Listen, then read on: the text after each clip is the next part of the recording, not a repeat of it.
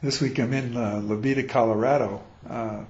We have a little retreat center up here. Well, it's in the middle of town, but it's a small town. And we come up here and do classes. Carrie has a couple of classes up here. And let me just take a minute to show you around our little conference room here. This is the space we work in when we're up here. See? And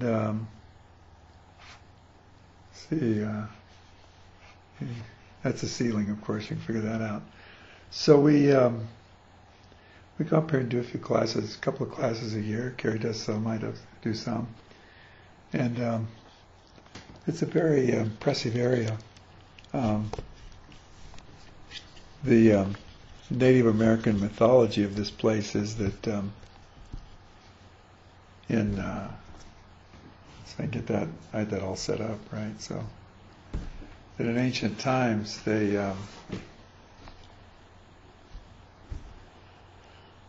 this was the Garden of Eden, and it was sponsored by what they call the rain gods, and it rained a lot. It was very lush. It's a little dry now, today especially.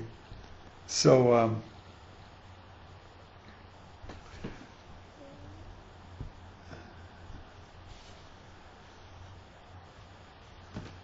so then times changed, and there was a teaching that came in from, well, beings from someplace to prepare them for a change. And this change was that they would densify and begin to have to live off the land and hunt and eat meat and that sort of thing. And so that whole Garden of Eden closed off, and that they came into a time of againstness or conflict, and that someday this would return. So one of our experiences up here is there's a energy that's opening up here that's part of the change, part of the new thing.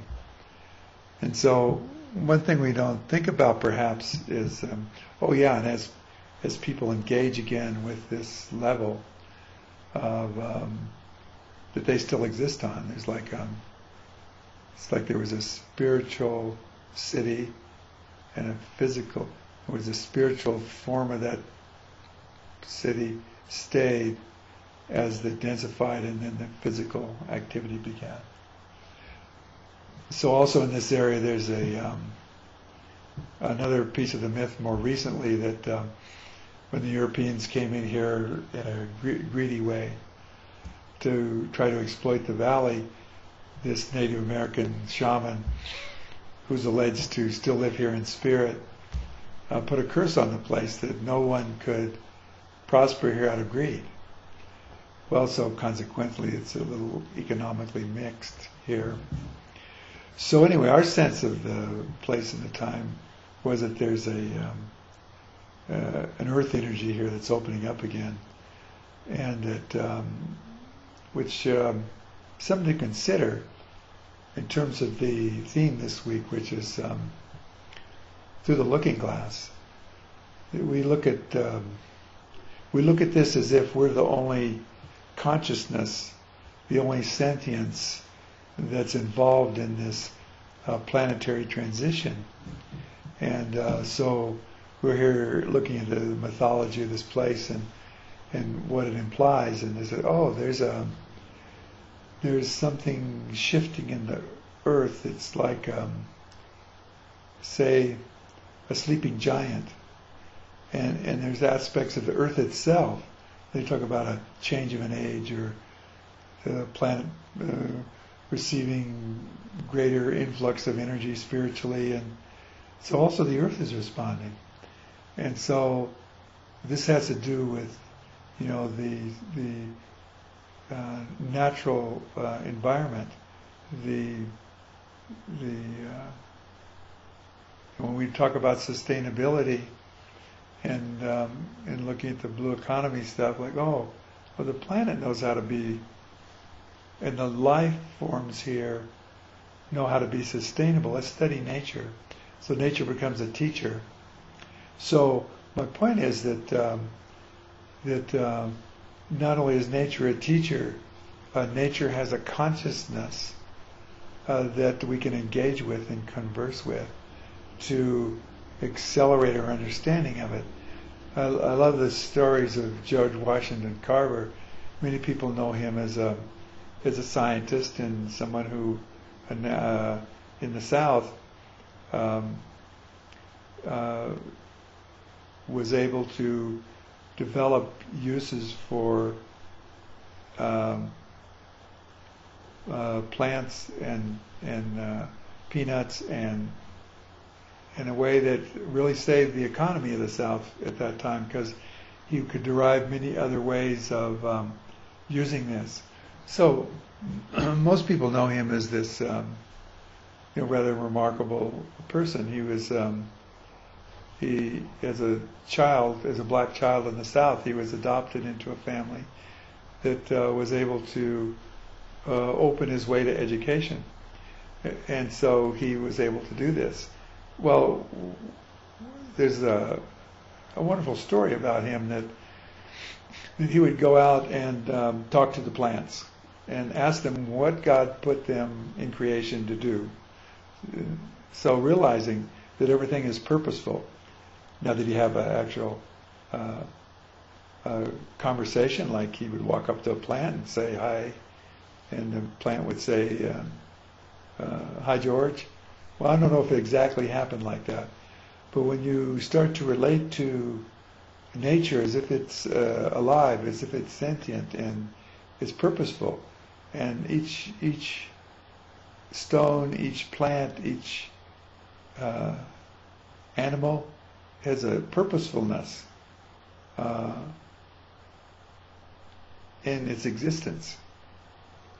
So in that purposefulness,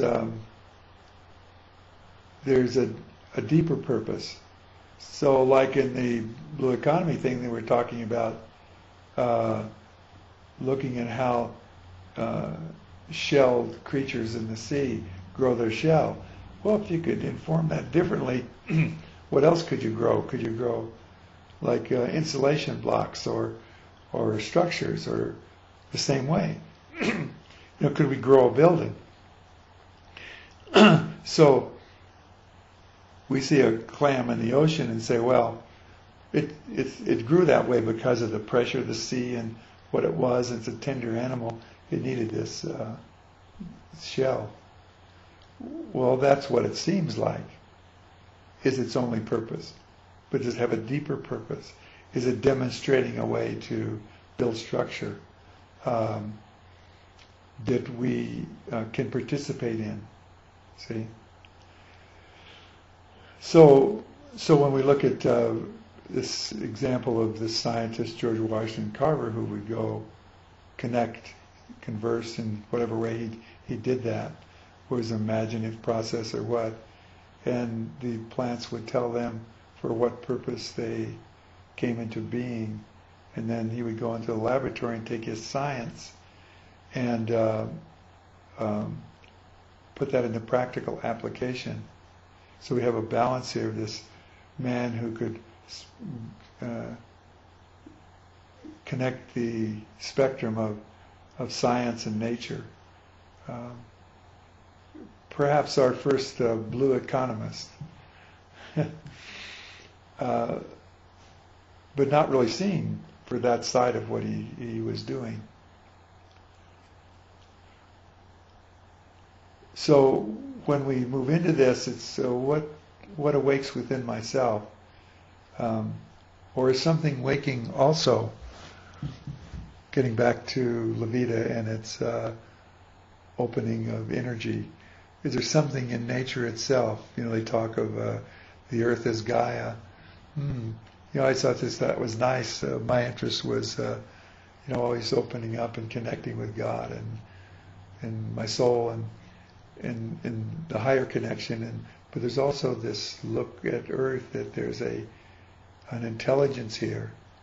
A lot of people project onto that based on their own inadequacies, their own issues, their own unresolved stuff about their life, their own value, their own self-importance.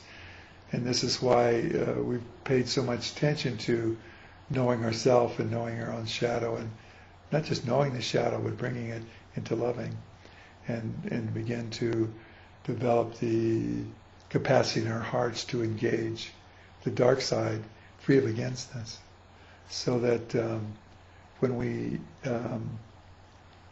open to these energies of life, we're not projecting onto it. We're transparent enough and innocent enough to allow ourselves to receive the impressions, whether we're a intuitive personality or a sensor or a thinker or whatever. All those are avenues to knowing things, and all of them have ways of engaging. No one has a corner on this. We just have our own ways of knowing things. When some people want a little more concreteness.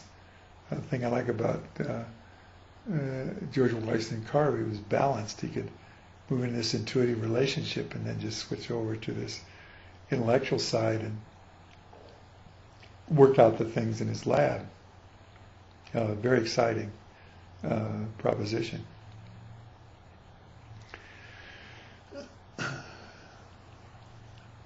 So taking ourselves into account in this. There's another aspect too. One of the things I experience is there's this greater opening and anticipation. There also seemed to be increased pressure on people to,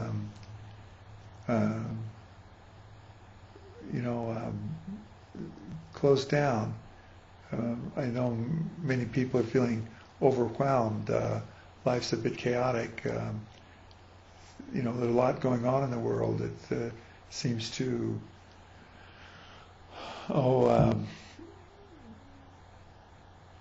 have forebodings about it, and so it's very easy for us to move into a collapse, a cynicism, a withdrawal. So there's a number of other kinds of information that come at us, like what do we matter, and ourselves, and there's this capacity inside of human beings that talk about not studying nature to see how things are done. Just look at yourself, look at ourselves.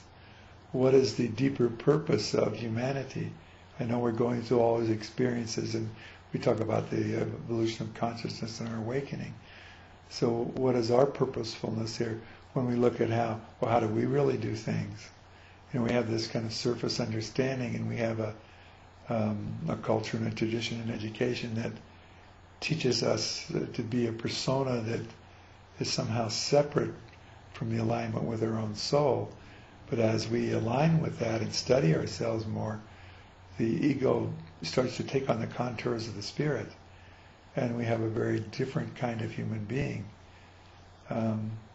There's great examples in humanity where great souls have come in and that have brought us together, like Lao Tse or Jesus or Buddha, and so how many of us does it take? How many of our cohorts does it take?